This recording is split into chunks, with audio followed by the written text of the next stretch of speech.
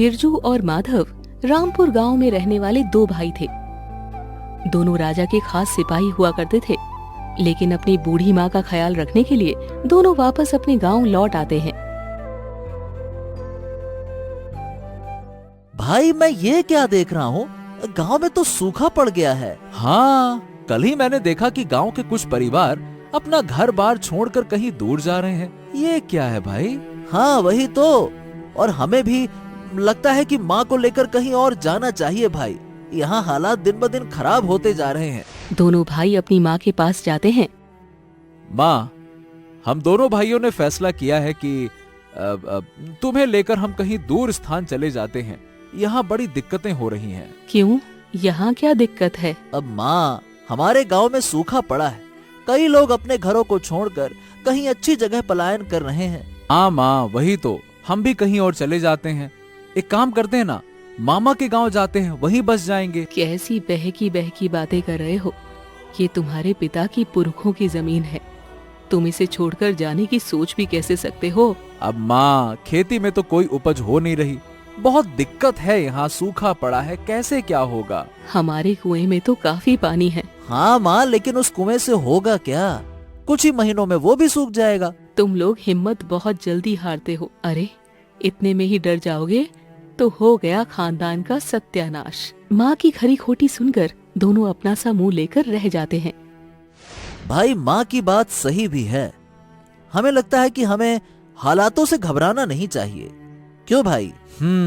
हमें कोई नया रास्ता निकालना होगा। अच्छा भाई, ये बताओ कि ये नदी जो है ये यहाँ से कितनी दूरी पर होगी? नदी? क्यों, क्या हुआ बिरजू? नहीं मतलब एक मन में विचार आया, लेकिन मतलब अब डरता हूँ कि कहीं आप हंसोगे। नदी? देखो, अगर देखा जाए तो करीबन 1 दिन की दूरी पर है और बैलगाड़ी से आधा दिन। लेकिन बात क्या है ये तो बताओ, संकोच मत करो, बताओ बताओ। भैया, अगर हम नदी से एक नहर खोद सकें तो हमारी पानी की समस्या का हल हो सकता है। अरे हाँ, ये तो बहुत अच्छा विचार है। लेकिन बात ये है कि हम अकेले नहर को खोद नहीं सकते, कम से कम 100 लोग चाहिए होंगे। हाँ भाई, अगर हमारे पास दौलत होती तो 100 लोग भी आ जाते। बिरजू, दौलत से ज्यादा जरूरी है काम की शुरुआत करना। चलो काम शुरू करते हैं, रास्ता खुद ब खुद बनता चला जाएगा। चलो। दोनों भाई अपनी कुदाल और फावड़ा लेकर नदी के पास पहुंचते हैं। खोदना शुरू करो। अगर गांव वालों को पता चलेगा कि हम नहर खोद रहे हैं तो वो जरूर हमारी मदद करने के लिए आएंगे।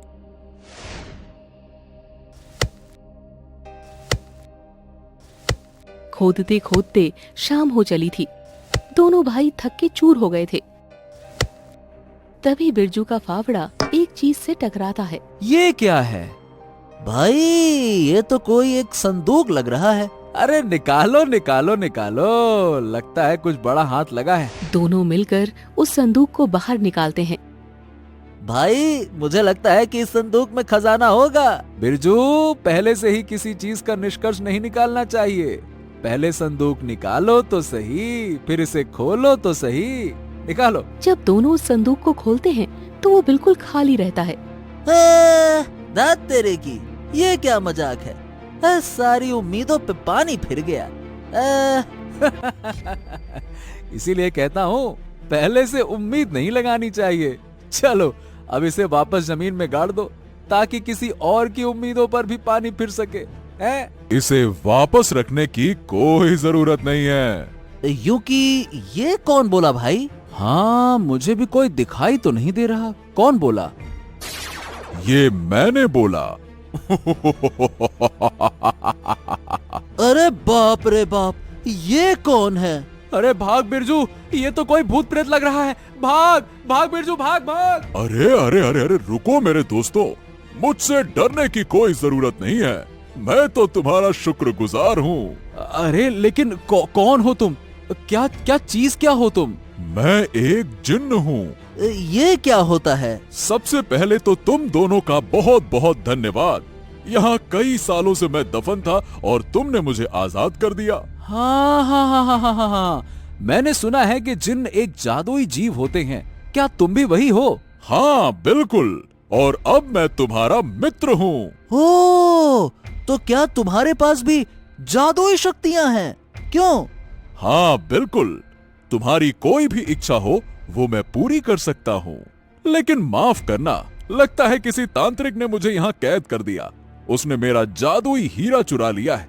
उसके बिना मैं कोई भी इच्छा पूरी नहीं कर सकता। हाँ, काश कोई मेरा जादुई हीरा मेरे पास ले आता। अगर हम हीरा वापस ले आएं, तो क्या तुम हमारी इच्छा पूरी कर पाओगे? हाँ हाँ बिल्कुल। अरे इच्छा पूरी ना करने का तो सवाल ही पैदा नहीं होता। लेकिन ध्यान रहे, वो हीरा लाल रोशनी बिखेरता है। ओह, हमें बताओ कि वो तांत्रिक कहाँ मिलेगा जिसने तुम्हारा हीरा तुमसे ले लिया। हमें किसी भी हालत में ये नहर बनवानी ही होगी। ये हमारे गांव की जिंदगी का सवाल है, तो हमें तुम्हारी मदद चाहिए होगी।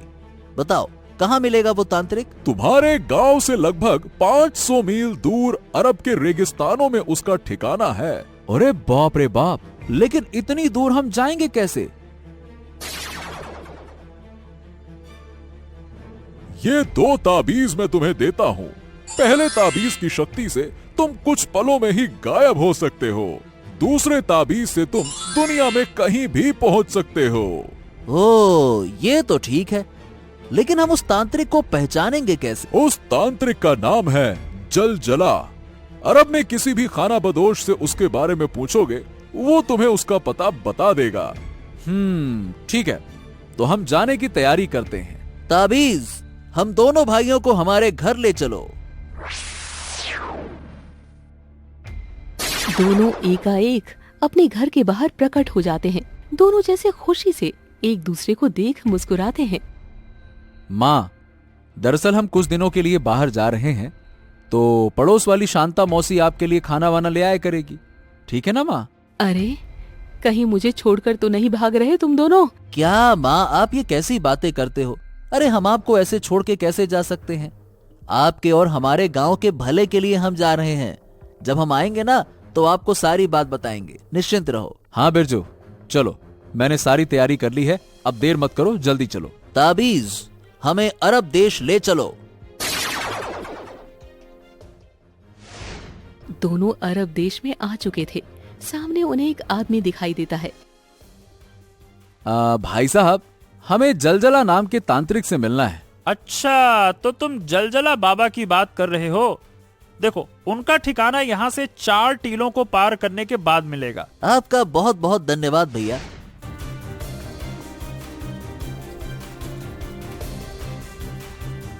चलते चलते काफी देर हो जाती है। रात को वे जलजला तांत्रिक के ठिकाने पर पहुंचते हैं। सामने एक बड़ा सा तंबू गड़ा हुआ था। वहाँ एक हवन जल रहा था और एक खतरनाक सा दिखने वाला बाबा सामने में बैठा था। जल जला, मेरे मन को भाया तो भाया, मैंने राजा को भी मरवाया।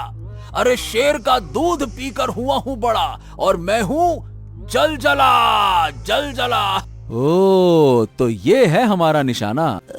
भाई, ये तो बहुत ही खतरनाक प्राणी महसूस हो रहा है मुझे तो। अरे डर मत बिरजू, तू और मैं क्या कोई मामूली आदमी है क्या? अरे राजा के खास सिपाही रह चुके हैं हम। हमें किसी से डरना नहीं चाहिए। हाँ।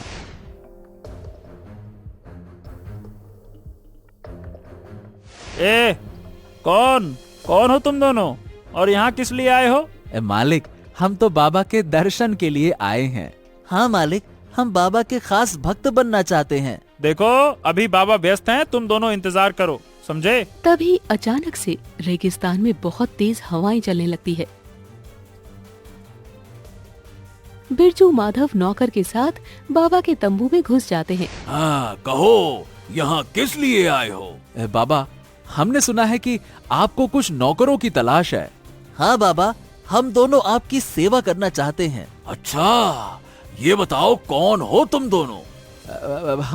हम दोनों सैनिक हैं बाबा। हमें कुछ पैसे भी कमाने हैं बाबा। अच्छा, तो तुम दोनों सैनिक हो।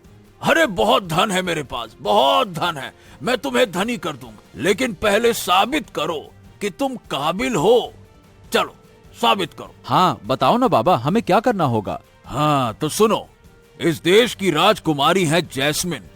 अगर तुम उसे मेरे पास ले आओ तो मैं तुम्हें ढेर सारा सोना दूंगा। जाओ ले आओ। अच्छा बाबा, ठीक है, बस आपका काम हो गया समझो। लेकिन अगर तुमने की कुछ गड़बड़ तो हो जाएगी मेरे दिमाग में भड़बड़ और मैं मचा दूंगा जलजला। लेकिन हम उसे लाएंगे कैसे? सुल्तान अपनी बेटी के लिए अंगरक्षक ढूंढ रहा है।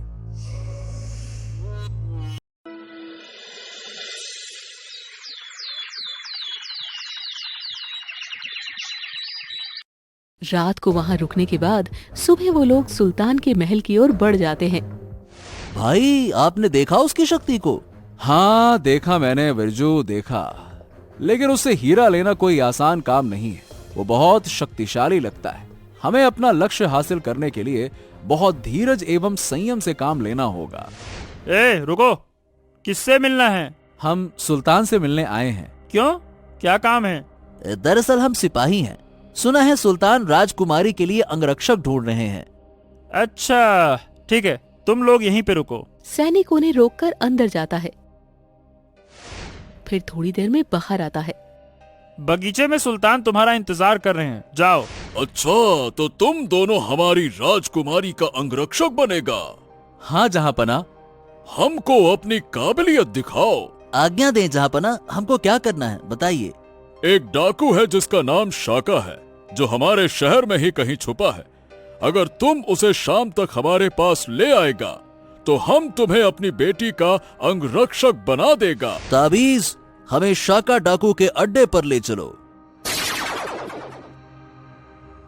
हाँ, सुल्तान के आदमी मुझे कभी नहीं ढूंढ पाएंगे। आज रात ही मैं यहां से निकल जाऊंगा, इसीलिए अभी थोड़ा सो लेता हूं।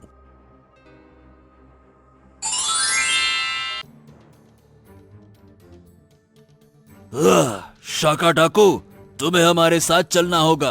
हाँ हाँ हाँ हाँ, बिल्कुल बिल्कुल, मैं चलता हूं, मुझे मारो मत। चलो चलो चलो चलो। वाकई तुम दोनों बहुत बहादुर है। आज से तुम हमारी बेटी का अंगरक्षक बनेगा। तो भाई अब आगे की क्या योजना है? योजना क्या है? बस मौका देखकर राजकुमारी को जलजला के पास ले जाएंगे। ताबीज की जादुई शक्ति से हम आसानी से राजकुमारी को तो ले जाएंगे, लेकिन पता नहीं वो दरिंदा उस मासूम के साथ करेगा क्या। अरे तो उसे राजकुमारी के साथ जो करना है सो करे, हमको क्या है। हमारा लक्ष्य है उस हीरे को हासिल करना, बस।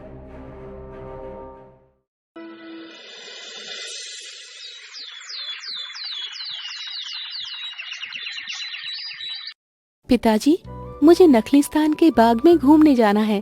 ठीक है बेटी, हम अभी तुम्हें वहां तुम्हारे नए अंगरक्षकों के साथ भेजता हूँ। बिरजू और माधव राजकुमारी को लेने आते हैं। माधव जब राजकुमारी के सौंदर्य को देखता है तो देखता ही रह जाता है। बिरजू और माधव, तुम दोनों राजकुमारी को लेकर जाओगे। भाई कहाँ खो गए? हमें निकलना है। हाँ हाँ हाँ हाँ हाँ हाँ, चलो चलो चलो चलो चलो।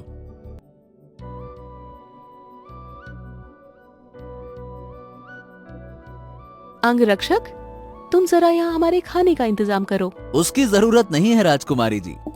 क्या मतलब? तुम हमारे साथ बंदी बनके बाबा के पास चल रही हो। बिरजू, मुझे लग रहा है कि लग रहा है कि हम गलत कर रहे हैं। अरे भाई, ये क्या कह रहे हो आप? अरे हमारा लक्ष्य भूल रहे हो क्या? देखो बिरजू, सुनो बिरजू, मेरे पास ना एक तरकीब है, सुनो।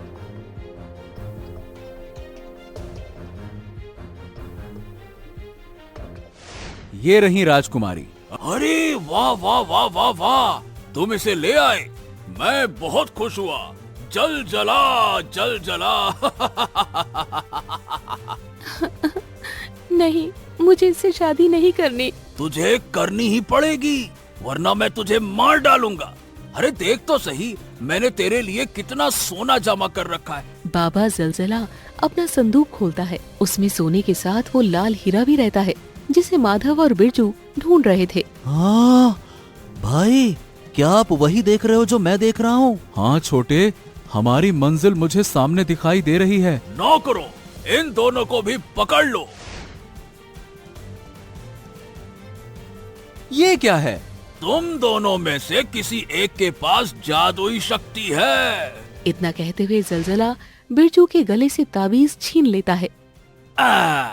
तुम लोगों ने क्या समझा था कि जलजला को धोखा दे दोगे? अरे जब तुमने इस ताबीज की शक्ति का इस्तेमाल किया ना, तभी मुझे पता लग गया था कि तुम्हें उस धूर्त जिन ने मेरे पास भेजा है। अब तुम दोनों मेरे हाथों मरोगे। इतनी जल्दी नहीं जलजला, ताबीज मुझे गायब करो।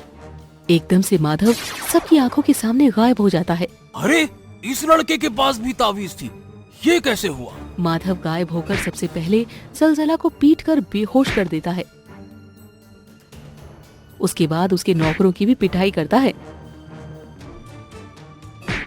जिससे वे डरकर वहां से भाग जाते हैं।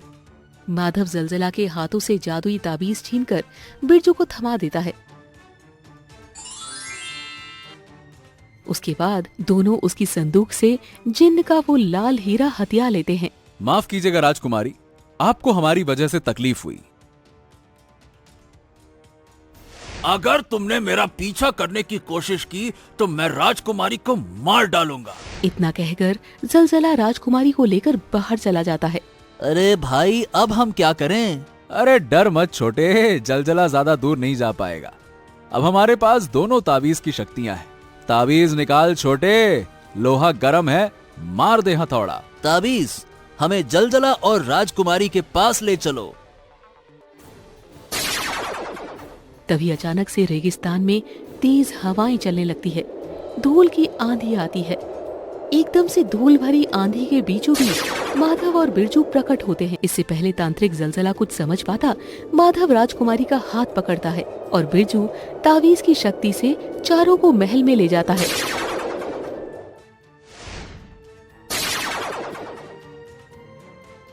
सैनिकों, इस दुष्ट तांत्रिक को पकड़ लो। इन सब का क्या मतलब है?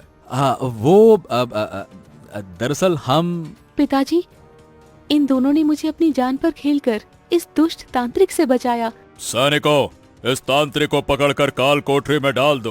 तुम दोनों ने हमारी बच्ची को बचाया है। बोलो, तुम क्या चाहता है? सुल्तान, हमें कुछ भी नहीं चाहिए, बस हमें आपसे विदा चाहिए। हमने आपकी अमानत की हिफाजत की, अब हम अपने घर जाना चाहते हैं, बस। ठीक है, लेकिन हम तुम्हें खाली हाथ नहीं जाने देंगे। सुल्तान ताली बजाता है और एक गुलाम सोने का थैला लेकर बाहर आता है। ये लो, हमारी तरफ से एक छोटी सी भेंट स्वीकार करो। सुल्तान, आपके इस इनाम के लिए तहे दिल से धन्यवाद, बहुत बहुत धन्यवाद। उसके बाद फौरन माधव और बिरजू ताबीज की शक्ति से जिन्न के पास पहुंच जाते हैं।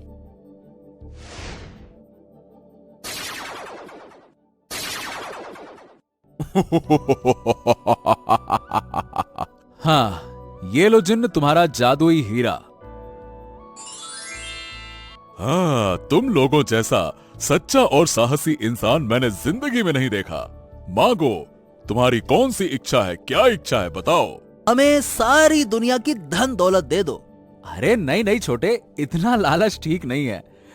जिन, हमारे गांव तक एक नहर बना दो। अरे भाई, ये तो बहुत छोटी चीज मांग रहे हो, इससे क्या होगा? छोटे, हमें निस्वार्थ सोच रखनी चाहिए।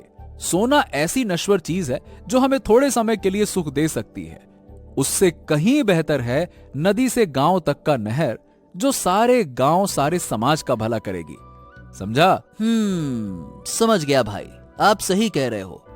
गांव के लोग इधर उधर ठोकरें खाएंगे, उससे अच्छा है कि सब वापस अपनी जमीन पे लौट पाएं। इंसान का मन कितना चंचल होता है। आराम से फैसला करो। मैं कहीं नहीं जा रहा, मैं यहीं पे हूँ। नहीं जिन, मैंने सोच लिया है। ठीक है, हमारे गांव तक नहर बना दो। जो हुकुम मेरे आका। बगड़ाम बगड़ाम बगड़ाम बगड़ाम छू। दोनों भाई फटी आंखों से जिन्न को देखते रहते हैं। जिन्न एक जादुई रोशनी बिखेरता है और अचानक एक नहर उत्पन्न होती है, जो सीधा माधव और बिरजू के गांव तक पहुंच रही थी। दोनों भाई खुशी से झूम उठते हैं। मेरा काम यहाँ पूरा हुआ। अब मैं अपने जादुई देश लौट रहा हूँ। तुम जैसे साहसी इंसानों से मिलकर मुझे बहुत खुशी हुई। इतना कहकर जिन्न वहाँ से गायब हो जाता है। अब रामपुर गांव में नहर बन जाने से गांव की रौनक बढ़ जाती है। लोग अपने घरों को वापस आने लगते हैं। माधव और बिरजू ने सूझबूझ से सारे गांव को एक आपदा से बचाकर एक नए अवसर तक ले पहुंचाया।